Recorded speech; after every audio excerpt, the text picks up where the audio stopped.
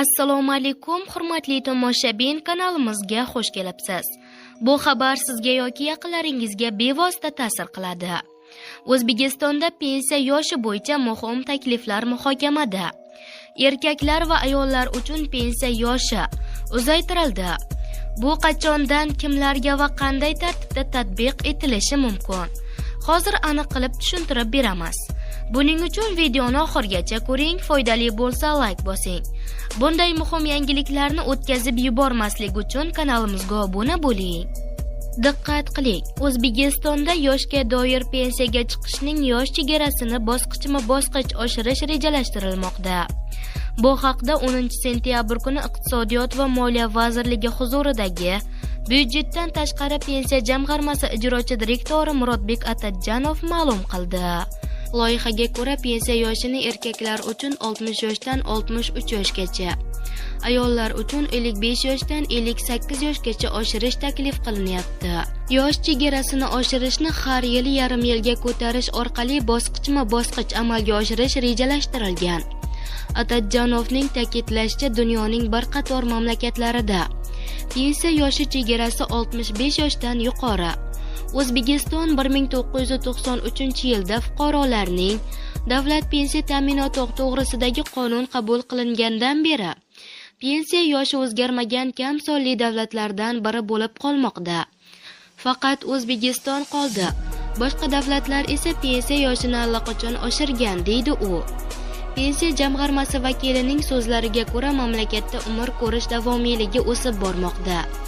Va Sog'liqni saqlash vazirligi ma'lumotlariga ko'ra, o'rtacha 75 yoshga yetadi. Ilgari pensionerlar pensiyaga chiqqandan keyin o'rtacha 8-9 yil umr ko'rgan bo'lsa, hozirga kelib bu ko'rsatkich erkaklarda 12,5 yil va ayollarda 20 yilni tashkil etmoqda.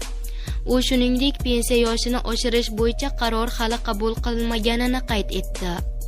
Aholining takliflarini yig'ish maqsadida maxsus platforma ishga tushirilishi rejalashtirilgan.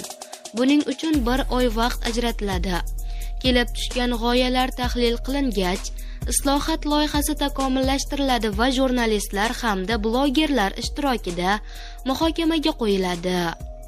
Shuningdek, Atajjanov pensiya yoshini yiliga 6 oy emas, 3 oyga oshirish kabi yumshoqroq ssenariy ham ko'rib chiqilishini qayd etib o'tdi. Bunday holda 1 yilga oshirish 4 yil davom etadi va butun islohot 12 yilga cho'ziladi. Pensiya islohoti o'tgan yilning iyul oyida Strategik islohotlar agentligi O'zbekistonda norasmiy bandlik yuqoriligi sababli pensiya tizimi qamrovi atiga 38% ni tashkil etishini ma'lum qilgan edi. Boshqa mamlakatlarga nisbatan badallar darajasi yuqori ekaniga qaramay, 12-25% to'lovlar o'rtacha darajada saqlanib qolmoqda. Agentlik o'shanda mamlakat pensiya tizimini munosib tarzda tashkil qilish imkoniyatlarini o'rganib chiqqan. 2024-yil dekabr oyida O'zbekistonda pensiya islohoti bo'yicha seminar o'tkazildi. Hamda shu seminar doirasida konspektual hujjatni tayyorlash boshlandi. Uni mamlakat prezidentiga 2025-yil sentyabrgacha taqdim etish rejalashtirilgan. 2023-yil aprel oyida Jahon banki O'zbekistonda inson kapitali va suv xo'jaligi infratuzilmasiga davlat xarajatlari samaradorligini oshirish hisobotida mamlakatga pensiya yoshini oshirishni taklif qilgandi. Hisobotda qayd etilishicha, qaror qabul qilingan paytdan boshlab uni amalga oshirish boshlangunga qadar pensiya yoshi arafasidagi ishchi xodimlarga o'z rejalarini o'zgartirishlari uchun moslashishga vaqt berish maqsadga muvofiq. Xalqaro valyuta jamg'armasi ham O'zbekistonning amaldagi pensiya tizimi islohotlarini talab qilishni ta'kidlagan.